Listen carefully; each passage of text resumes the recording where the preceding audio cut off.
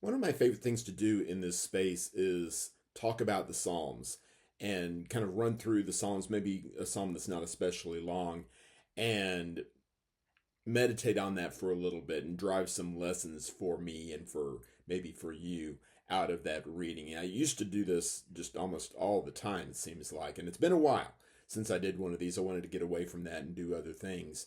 But I ran across Psalm 63 recently, and especially a phrase in verse number 3 about how his faithful love is better for us than life. And it hadn't been I don't think I've done Psalm 63 before. I haven't found one in my archive anyway. So I wanted to go back to doing the Psalms a little bit. Maybe we'll do a few more. I don't know. But at any rate, to especially talk about Psalm 63 and talk about what it means to be better than life, because we're trained to think, of course, that life is all there is and there couldn't possibly be anything better than life. Well, what does David mean in this psalm then, talking about something being better than life, and what exactly is God's faithful love? Well, we'll touch on some of these things. Let's read through the psalm first of all. Psalm 63 is headed Psalm of David when he was in the wilderness of Judah. So this is when he's running from his enemies and the comfort that he derives from prayer and from praise. God, you are my God. I eagerly seek you. I thirst for you. My body faints for you in a land that is dry, desolate, and without water. So I gaze on you in the sanctuary to see your strength and your glory. My lips will glorify you because your faithful love is better than life. So I will bless you as long as I live. At your name I will lift up my hands. You satisfy me as with rich food. My mouth will praise you with joyful lips. When I think of you as I lie on my bed, I meditate on you during the night watches. Because you are my helper, I will rejoice in the shadow of your wings. I follow close to you. Your right hand holds on to me. But those who intend to destroy my life will go into the depths of the earth. They will be given over to the power of the sword. They will become a meal for the jackals. But the king will rejoice in God. All who swear by him will boast, for the mouths of liars will be shut. Now, the context of this psalm that's given to us here, before David was actually put on the throne in a literal sense, perhaps already anointed by Samuel, but not reigning over anything, in fact, running from his life. It's interesting that David, by faith, speaks of himself as being the king. I think that's what he means there in verse number the last verse, verse 11, that he is the king and he is going to be held up. There is the idea of gazing into the sanctuary, gazing on you in the sanctuary, that is, in verse number 2. The sanctuary we're used to thinking of as the temple, and maybe David already has visions of a temple being built for God, but in the context of the wilderness, I think it's more likely that he sees wherever he happens to be, however desolate, however seemingly hopeless his circumstances are, he's in the presence of God at all times, and therefore he is in the sanctuary of God. And some of you perhaps have had some experience with regard to this. You're in some kind of wilderness area, and maybe it's beautiful, and maybe it's desolate, and maybe it's somewhere in between. But in any case, you see the power and the majesty of God in these moments, in the trees and the flowers and in the stars and the clouds and all of the above. And it impresses upon you the power of God, and realizing that you're in the presence of God every bit as much in this desolate place as you are when you are in the presence of believers in some kind of spiritual collective activity. It's all done in the presence of God. And he deserves praise in all of these places. And that should, in times of difficulty, in times of hardship, give us some assurance that we are in the presence of God. And just because our life is not going as well as we would like it to be, or perhaps as well as it has gone in times past, doesn't mean that God is not on the throne, does not mean that we are not God's people. He still loves us, and this faithful love, this hesed in the Hebrew, and forgive my pronunciation of Hebrew, but this word that's translated in all kinds of different ways in different translations. It's one of those Hebrew words that doesn't render itself into English very well, but the experts seem to think it's talking about this faithful love, this connection that he has to these very special ones, especially in the context of a covenant relationship, whether it's as a nation or especially whether it's with an individual who has personally chosen to give himself over to the things of God.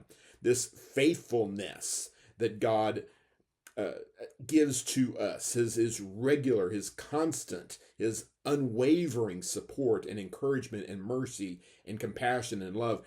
This should be a source of tremendous blessing and comfort for us in these difficult times.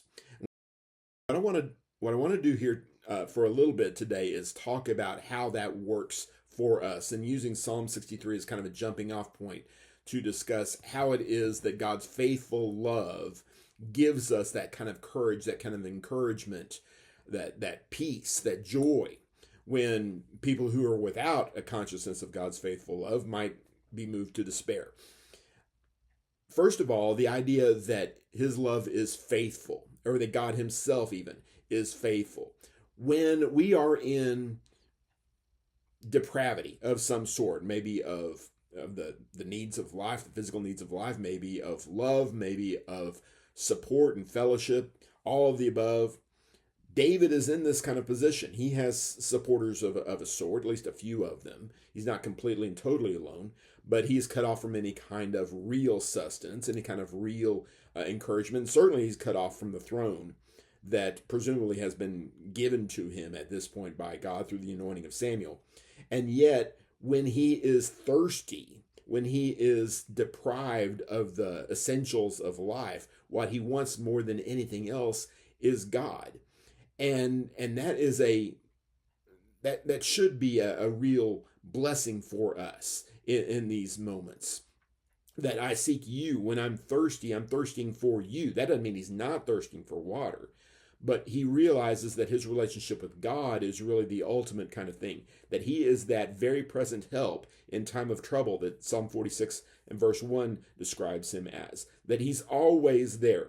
And if water runs out, if food, shelter, safety, peace, all the above, if everything that we think of as being part and parcel of successful or even comfortable or necessary life, all these essentials, even if all of them combined are kept from us or seem to be kept from us and kept for a considerable amount of time, air itself even, God is more essential than any of those things or all of them put together, which is a blessing to us because we have known of deprivation at various times. There have been times that you've been hungry or thirsty or scared or alone.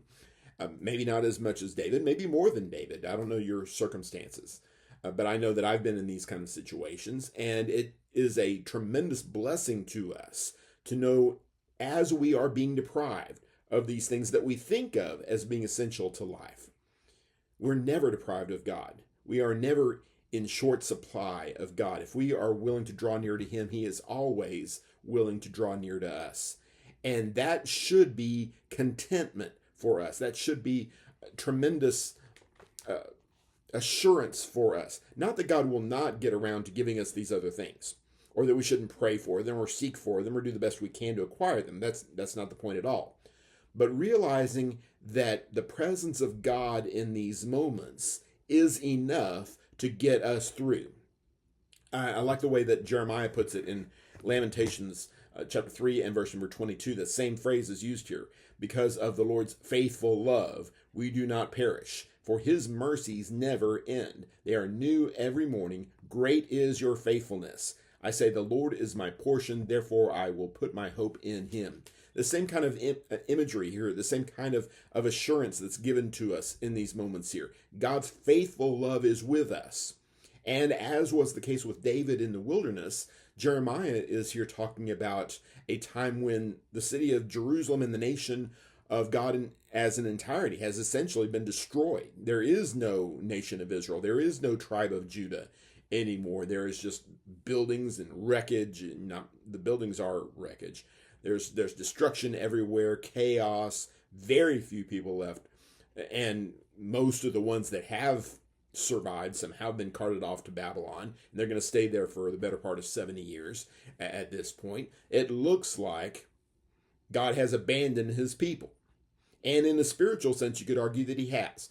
But those ones like Jeremiah who are faithful, those ones who trust in God, who lean on him even in and especially in these moments of disaster. They find the mercies of God even in these places. They are new every morning, the text says here. The Lord is my portion. God is the only one who can do this. God is the only source that can truly satisfy us. No amount of food or water or comfort or pleasure or whatever can fill that void in us, can give us that same kind of feeling that we get when God is with us. And if by chance that's all we had, and it's not all we had by any stretch of the imagination, but let's just assume for a second that the only thing that you have is God. You don't have the water, you don't have the food, you don't have the safety or the shelter or any of these other kind of things. That death itself, in fact, seems to be inevitable and right around the corner as far as that kind of thing goes. What if the only thing in the world that you had was God? David says that's enough. That's okay. That is not a worst case scenario. That is a blessing, in fact. Habakkuk uses similar kind of terminology with regard a little bit earlier than Jeremiah, anticipating the Babylonian captivity, this punishment that's coming upon the people, that he's just he's just going to sit there and wait for it. There's nothing else he can do, he says, and he's not happy about that, but he is taking comfort in the fact that God ultimately is a righteous and a loving and supportive God, and that being in his presence is the ultimate address to any kind of hardship in this life.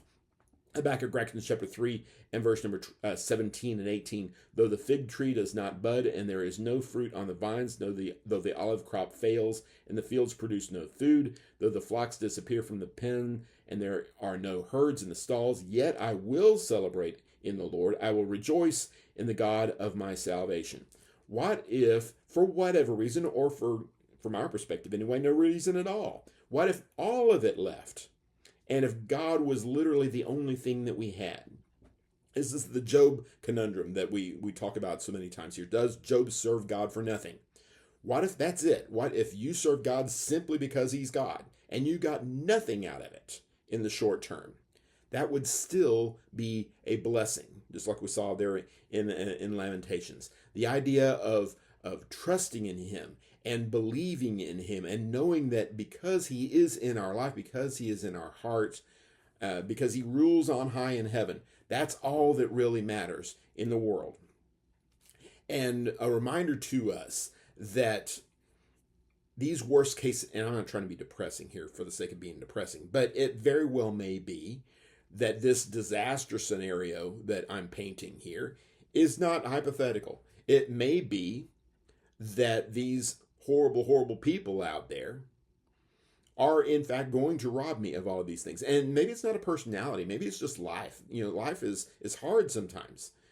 Illness, pain, suffering, death is hardwired into our existence here on earth. And if there are people in the world or processes or governments or whatever that are against us and who would rob us of our life, or at least our livelihoods, maybe our life itself, it should be a blessing to us in these moments to know that God is with us and that worst case scenarios are only of this life. There is never going to be anything that comes upon us that will threaten that faithful love of God. And if God is with us, then it doesn't matter who is against us. Well, if the person who's against us can kill us, what about then? Same thing, no difference. Paul says in Philippians chapter 1 and verse 21, for me to live is Christ and to die is gain. If I have chosen to give my life over to God, regardless of circumstances, regardless of whether I get anything in this life for it or not, I know that I am blessed. I know that I am living the life that I was born to live. I know that I am in connection with my Creator. I'm pursuing his purposes, that I am in his faithful love. Now, sometimes it will take some faith it'll always take faith, but sometimes it'll take a special measure of faith to see that, because one would think the creator of the universe, the sustainer of the universe, if he really loves me, he would prefer me to be happy than to be sad. And that's a very 3-year-old vision of how the world works. Why would mommy and daddy ever not give me what I want?